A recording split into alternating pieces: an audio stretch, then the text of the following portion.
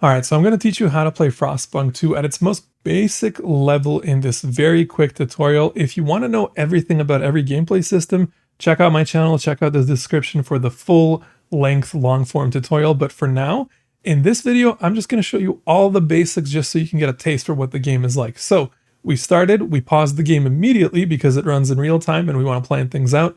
I'm going to zoom out. Let's look at all the resources we have. So we've got plenty of coal over here and we've got food over here. So we want to get to the coal because, as you can see at the top, we are losing coal and we need coal to generate heat because, I mean, look at the world. It's all ice. If we don't have heat, we're not going to survive. So I want to build an extraction district over the coal. And these districts, they all have different abilities. The extraction one gets materials out of the ground. Oh, I can't build it over the coal here because this is outside of what I've frost broken. So I need to get rid of the frost first before I can actually, wait, I'm doing it wrong. I need to get rid of the frost first before I can actually start building over here. So we're just gonna do that and we're just gonna let that kind of happen once we resume time. But we're also thinking about food over here. So we got some food here already. We can just start building a food district right away. Food district is going to start taking food from the ground for us, which is great. And we also need to think about housing. So we're minus 67 housing. People are going to freeze over. Things aren't going to go so well for us. So let's build housing. Let's build it here with these little blue hexagons, because if we build on the blue and if we place at least 3 tiles on the blue, that means we're going to have better heat efficiency, because everything in this game costs heat, right? By default, housing costs 40 heat. But we want to make sure that we are sort of building this kind of tightly packed in a way like this a little bit so that we can reduce some of those heat costs, which is always handy. So we're going to stop building housing there. Let's look at all the resources we have. So we do have materials over here. Don't need to worry about that right now. We do have some prefabs over here, not something we need to worry about as well. But generally, you have your resources up here. This is like your money. This is like your building blocks. This is like your advanced building blocks. Here you have the needs of your people, a weather forecast here, because you need to pay attention to it, because once it gets colder, you're going to have different heating requirements. And then here you have the statuses of your city. So, you know, you got your cold, your crime, your squalor, your hunger levels, you got your disease. This is all stuff that you have to fight by expanding your city, by building different buildings, which we'll get to in just a moment here. But for now, let's actually go to our buildings and let's go to our central building, our council hall. We're going to place that in our central district because this will give us access to the political side of the game. And we're just going to speed up time here. We're going to start building some stuff, let some stuff get built, frostbroken. So we frostbroken down here. So that means now we can build our extraction district over that coal that we wanted to get. So we'll just do it like that. And one thing you need to know, you see how we have 2 coals here? You're not extracting coal at 2 times the speed when you have 2 of them. All this does is it pools the coal together so that the total deposit of coal is doubled, but you're still extracting it at single speed. So we're going to speed up time some more. Actually, we're not going to speed up time some more because we have our nice little district here. It's been built, so check that out. And we're going to now go to our council because this is what's going to let us start passing some laws that are going to have fundamental effects on the game and the different communities that will become factions later on. They all have different demands. So these foragers, right, they're 41% of the city. They want us to pass expedition support as a community service, and they have, you know, different things that they support than the machinists or the merchants. So you can piss factions off, right? You can pass a law that's good for one faction or bad for another faction. So let's just pass something that's pretty simple, mass-produced goods. It's going to let us produce luxury resources, you know, at a better efficiency. People are kind of hesitant because our support isn't all that amazing. We just started the game, so we're going to negotiate. We're going to talk to the machinist faction because they're the second biggest one. We're going to ask them to vote for our law. We're going to ask them, what do you guys want us to do?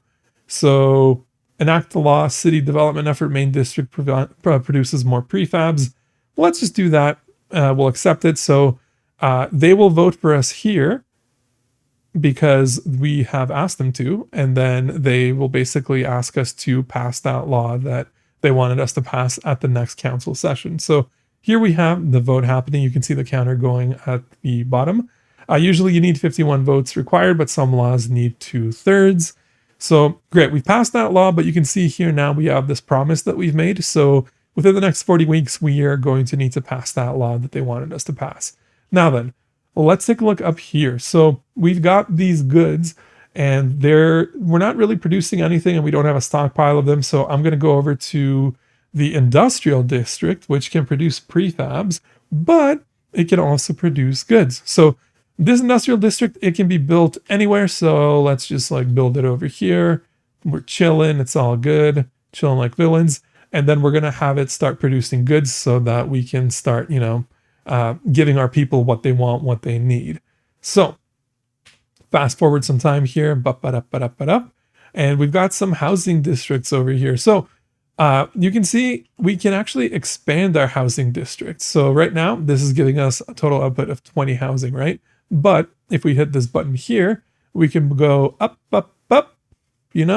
now it's going to be bigger. And you can actually expand housing districts twice, which is super handy because they'll give you 2 different building slots, and then you can build buildings that you can slap into housing districts. So let's get a research institute going. We'll slap it in here like so. Why can't we? Oh, right, because we haven't expanded it. Look at me failing at what I'm doing. But let's also expand our food district over here so that we can get more food production. We'll just do it like that. And we'll keep, actually we won't keep frost breaking right now because we're not generating a lot of resources. So let's fast forward here and get some expansions going and get some building going. So we have our expanded housing district here. Let's get a research institute in there. Oh snap, we can't. We need 9 more heat stamps, which is this resource up here. Think of it like your coins. So we're not going to build that right now. Instead, we're going to click on our, our industrial district, and we're going to start producing goods. But actually, we're going to start running out of prefabs kind of soon. So I'm going to leave it on prefab production for now. So let's keep fast forwarding a little bit more. Oh, actually, we saw that we've built our coal extraction, but you can still see here we're in the minus. It's still not good, right? So we need to frost break a little bit more. We'll set up another coal extraction district over here. And once we have that built, then we will worry about that. But until then, let's actually just fast forward time a little bit. Let's generate some more heat stamps. I think we have enough to build the Research Institute.